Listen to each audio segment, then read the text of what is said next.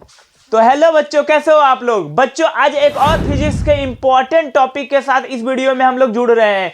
Topic का नाम है व्हीटस्टोन सेतु। बच्चों जैसा कि आप जानते हैं कक्षा 12 में 5 नंबर में बोर्ड के एग्जाम में पूछे जाने के लिए बहुत ही इंपॉर्टेंट टॉपिक है।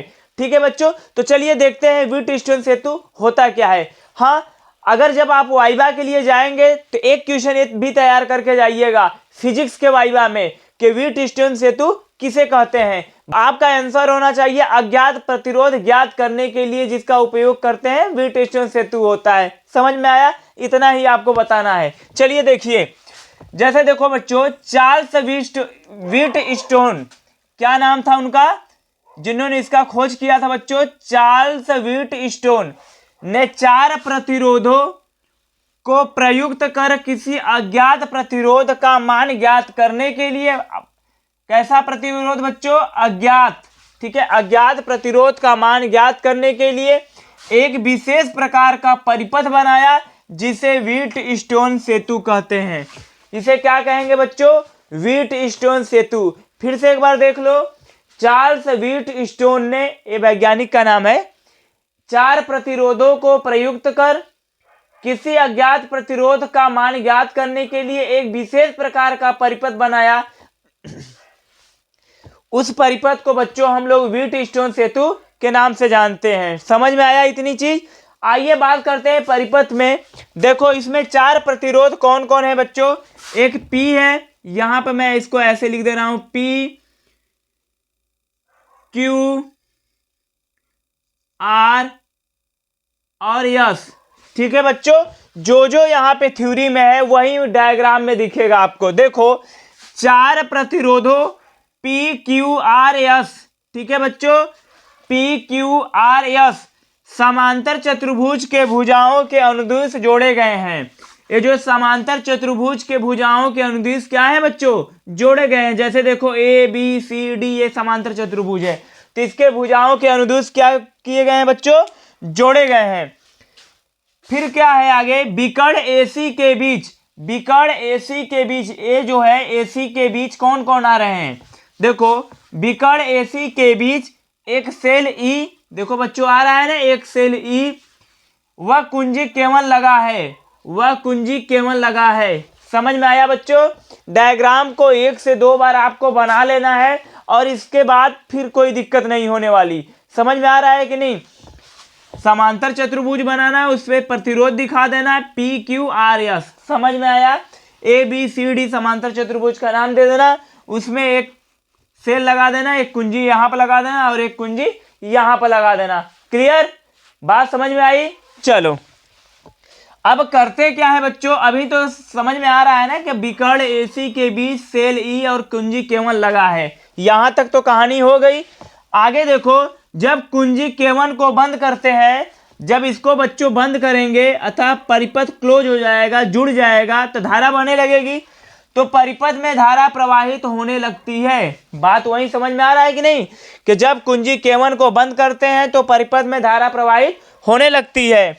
अब प्रतिरोधों को इस प्रकार संयोजित करते हैं कि, अब प्रतिरोधों को इस प्रकार संयोजित करते हैं कि कुंजी K2 को बंद करने पर, ध्यान देना बच्चों, जब इसको बंद करोगे तो परिपथ में धारा प्रवाहित होने लगेगी। किसको बंद करोगे? तो कुंजी K1 को बंद करने पर सर जी परिपथ में धारा प्रवाहित होने लगती है। और प्रतिरोधों को उस समय इस प्रकार संयोजित करेंगे हम लोग, धारा मापी में कोई विक्षेप ना हो, तब प्रतिरोध क्या होंगे बच्चों? संतुलन में कहे जाएंगे। इतनी बात समझ में आई? चलो इतनी बात समझ में आई तो इसे स्क्रीनशॉट कर लो। तो बच्चों यहां पे ध्यान देना कि जो संतुलन की जब स्थिति हो जाएगी तो संतुलन की स्थिति में शून्य विक्षेप होगा।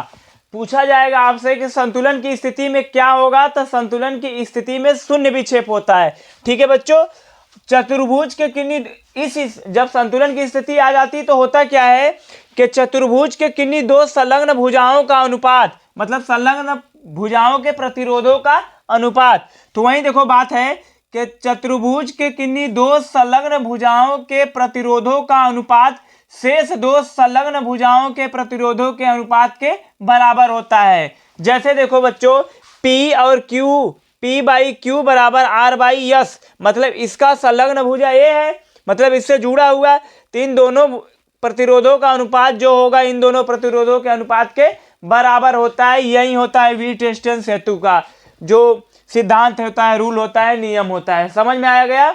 इस वाले में ध्यान दे रहा है कि निरावेश होता है, इसमें से कोई धारा नहीं बहती है। जब संतुलन की स्थिति में होता है तो इसे निरावेश मानते हैं। समझ में आ रहा है कि नहीं। अब यहाँ पे ध्यान देना, अब इसको हम लोग प्रूफ कैसे करेंगे, प्रूफ कैसे करेंगे। तो बच्चों यहाँ पे ध्यान देना, जो किरचॉफ के नियम से, क्या लिखेंगे, किरचॉफ के नियम से, के नियम से, ठीक है। किरचॉफ के नियम से क्या होगा, बंद पास ए बी डी ए में, ए बी डी ए में, ठीक है बच्चों। अब यहां से देखो I1 धारा बह रही, तो I1 गुणे P संगत प्रतिरोध का गुणा होता है कि नहीं, तो I1 गुणे P। अब ये धारा अब इधर ले जाएगी, ऐसे ऐसे इसका क्लोज देखोगे तो इधर ले क्या हो रहा है, अपोजिट डायरेक्शन। देखो ना, धारा इधर ले जा रही तो धारा गुणे प्रतिरोध होता है। आप लोग जानते होंगे किरचॉफ का जो वोल्टा का नियम होता है उसे आप जानते होंगे ना। वही वाला चीज है कि I1 गुणे P कर देंगे, I1 गुणे P कर देंगे। अब और ये परिपथ को अगर इस तरीके से लेंगे तो देखो इधर धारा की डायरेक्शन इधर है, तो जब इधर अपोजिट आ रहे हैं तो क्या होगा, माइनस I2 इंटू R, ठीक है बच्चों, बराबर क्या हो जाएगा, 0। अर्थात कह सकते हैं I1 P बराबर I2 R, समीकरण 1 हो गया। इसी प्रकार लेंगे, इसी प्रकार बच्चों क्या लेंगे, बंद पास बी सी डी बी में, बंद पास बी सी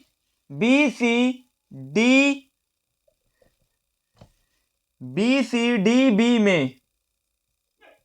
अब इसमें देखना, यहां से I1 धारा जा रही है तो ऐसे जाएगी तो इधर भी बच्चों क्या है, I1 धारा ही रहेगी। और ध्यान देना इधर से I2 जा रही है तो इधर क्या होगा, I1 इंटू क्यू, यहां पे दिख रहा है कि नहीं।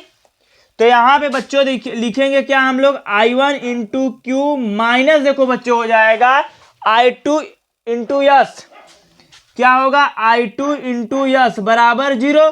तो अब इसको बराबर करेंगे बच्चों, तो क्या होगा, I1 इंटू क्यू बराबर I2 इंटू यस बराबर, नहीं बराबर तो कुछ नहीं रहेगा क्योंकि I2 इंटू यस इधर माइनस में उधर जाएगा तो प्लस में हो गया। तो ये हो गया समीकरण 2।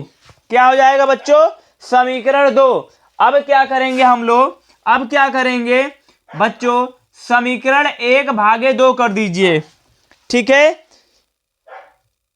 समीकरण 1 में समीकरण 2 से क्या करने पे, भाग देने पर, ठीक है बच्चों। समीकरण 1 में समीकरण 2 से अब हम यहां पे भाग देंगे। चलो देते हैं। समीकरण 1 क्या है, I1 इंटू पी, समीकरण 2 क्या होगा, I1 इंटू क्यू बराबर क्या होगा, I2 इंटू आर, इधर क्या हो जाएगा, I2 इंटू यहां पे क्या होगा बच्चों, यस। अब देखो I1 से I1 कट गया, I2 से I2 कट गया, ठीक है। तो यहां पे बचेगा क्या बच्चों, P बाई क्यू बराबर R बाई यस। यही होता है वीटस्टोन सेतु का सिद्धांत, या उसका जो भी मैथमेटिकल पोर्शन हम लोग सॉल्व करते हैं यही बताएंगे कि संगत प्रतिरोधों का जो अनुपात होता है आपस में क्या होता है, बराबर होता है। तो यही होता है बच्चों वीटस्टोन सेतु। इतना करने पे आपको 5 नंबर बहुत आसानी से मिल जाएगा। हाँ देखो 5 नंबर अर्थात 12th में 1% के बराबर होता है बच्चों। और 5 नंबर लेने के लिए आपको पता ही होगा, आपको पता ही होगा कि 5 नंबर पे कोई ऐसा है कि एक पूरा चैप्टर तैयार करोगे तो बच्चों 5 नंबर मिलेगा।